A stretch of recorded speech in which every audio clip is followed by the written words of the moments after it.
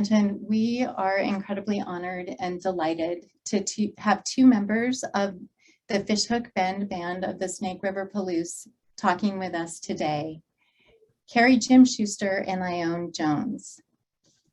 Carrie Jim Chapman was born into a highly spiritual family. She arrived during a ceremony central to the belief system of her people, and she grew up in the spiritual beliefs of the Snake River Palouse Indians. In many ways, Carrie's life has also been a ceremony that has made her a strong Snake River Palouse woman. Her story is intimately tied to women and their history of women in the Plateau Indian communities. In addition to her political and legal work with the Yakama Tribe, Carrie has had a lifetime interest in the arts. She is a master artist, a seamstress, and a master of beadwork. She is a prayer leader, a ceremonial leader, and a gifted teacher. Carrie believes in the kinship of all things and the need for respect, love, and care of people, plants, places, and animals. And she offers this work as a means of telling her stories. Ione Jones is Carrie's niece, and I was delighted to be introduced to Ione this fall and to have her here with us today. So Ione Iron Horse Martell Jones is a lineal descendant of the Fishhook Bend, a place where villages once existed next to the Snake River in the state of Washington. She is an enrolled member of the Confederated Tribes and Bands of the Yakama Nation, specifically Fishhook Bend Renegade Snake River Palouse Band. Her grandmother shared stories of her kinship family as she grew up along the Snake River. These events shaped Ione's life and the young ones her grandmother raised. Over the years, Ione has conducted countless hours of research and development in business, finance, and Native issues. She's enjoyed time with her elders, and that has inspired her to become a supporter for improved tribal and business relations. She is a humble advocate that works tirelessly to fully understand through grassroots efforts systems that affect Indian country and how corporate America could possibly one day help Indigenous people. Being a representative of successful grassroots efforts to reestablish land patents is an ambition of Ione's. Welcome, Carrie and Ione, and thank you so much for being presenters today.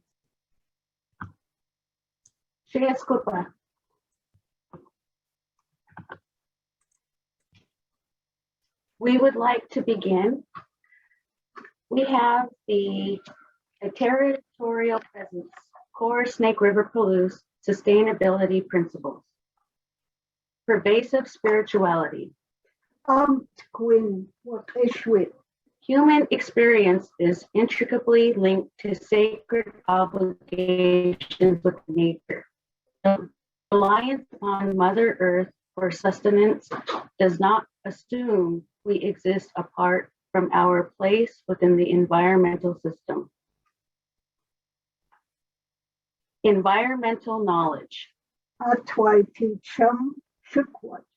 Natural resources are respectfully used and managed through intimate understandings of environmental systems, native species, and agricultural practices.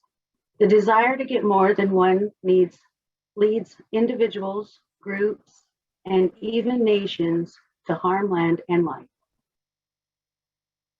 Language and moral literature.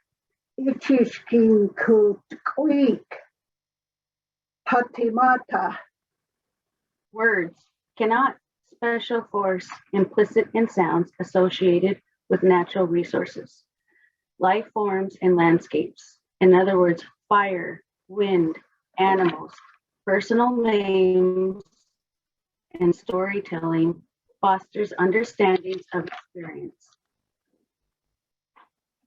Ceremony and celebration.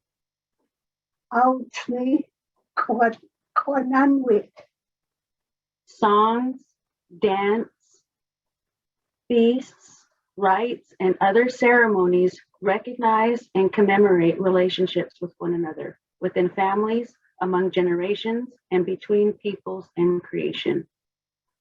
Note the sacred architecture, cardinal directions, and 7 drums of the washa.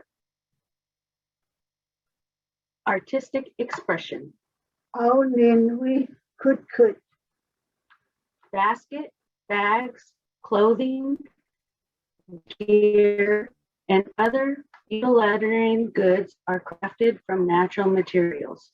They are generally decorated and motifs associated with their particular use, place of origin, or individual or family identity that impart a sacred influence beyond symbolic value. Cyclical time. Awayatosha witask.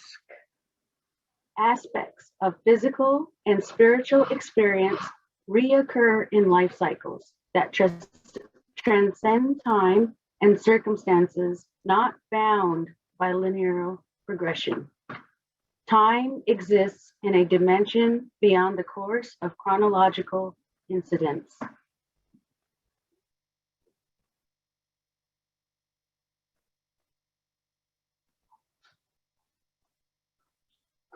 Responsible innovation.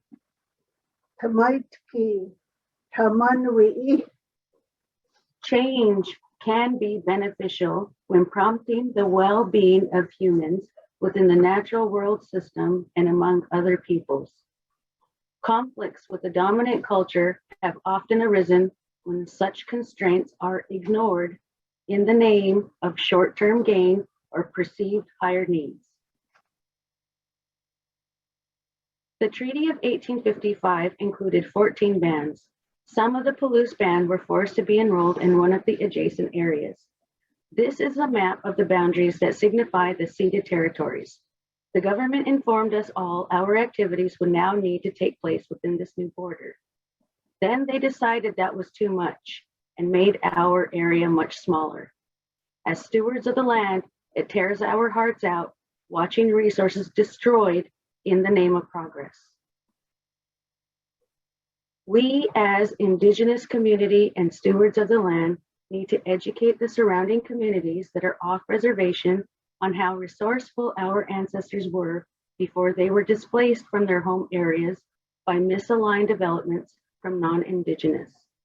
These sketches signify the seasonal migration routes that were followed and maintained, the annual systematic natural food seasons that indigenous individuals follow. The areas the foods were growing during the time of the year is where the community camps would be built, truly nomadic. In this picture, we have Him Tutsaki, Harry Fishhook Jim. This is Fishhook Band Fishing Site, 1956.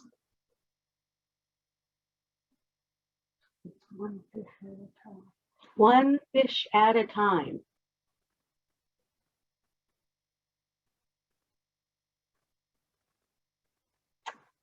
Native American heritage is very much related to the foods. Life is dictated by food gathering and/or preservation. We're a nomadic people following the foods with the seasons. This is a picture of Horn Rapids. Horn Rapids is one of our spring and fall fishing sites.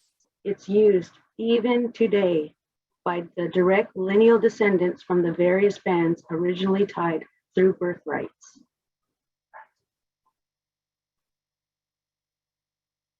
Rivers provide fish and eels. High deserts provide roots. Forests and high country provide berries and wildlife. This is estimated to be a spring camp, and as you see, portrays the sketch provided earlier.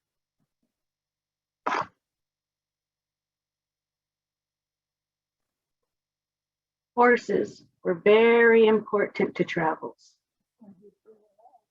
That's why my auntie is saying why we bred our own. Sorry, she's whispering.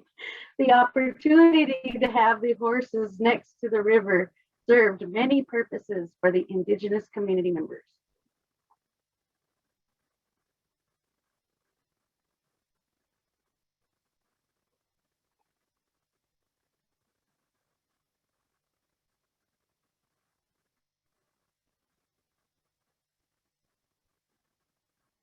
Indigenous believe that there is naturally enough food for everyone with minimal disturbance to what the Creator has provided us.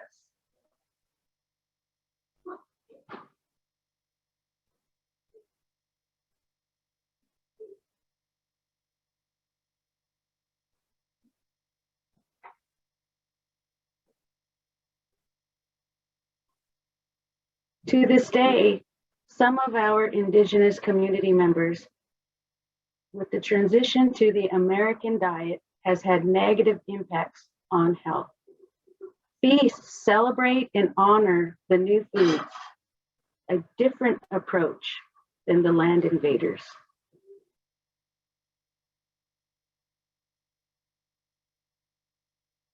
Sustainability. Families that were free to live the Indigenous way of life as true stewards of the land were abundantly rich in love, kindness, respect, and self-confidence. This is a picture of my family. This is my grandfather, two of my grandfathers, my uncle, my mom, and my aunt, Carrie Schuster. She's standing behind the salmon.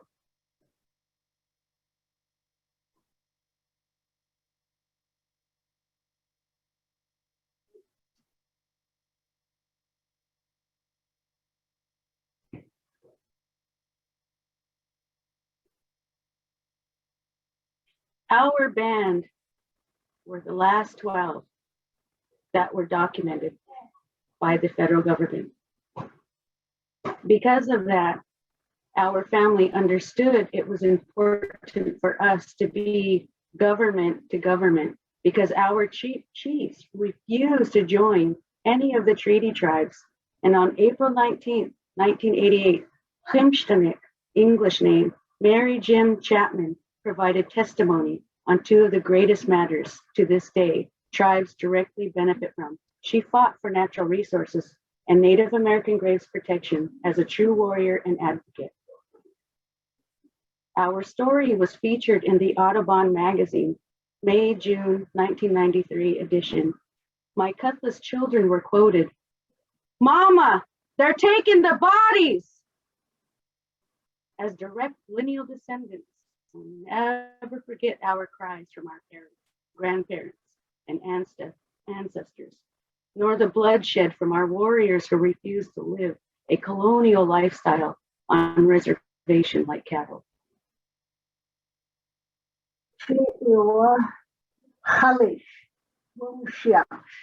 This is our great grandfather on our father's side.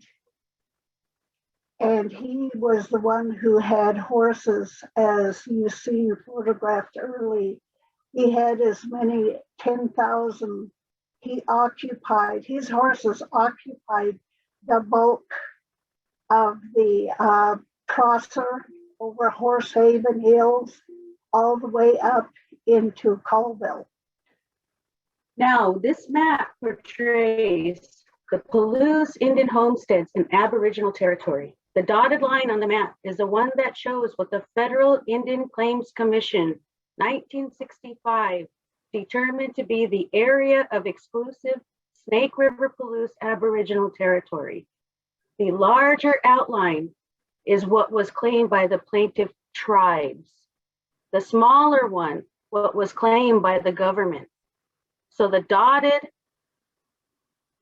outline appears to be the court's final decision.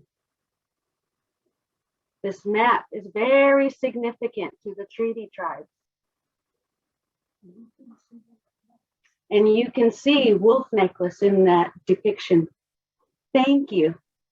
We appreciate your time. Thank you. Both. Thank you so much, Carrie and Ione. It's a beautiful presentation. There were so many comments in the chat. I hope you have an opportunity to read them.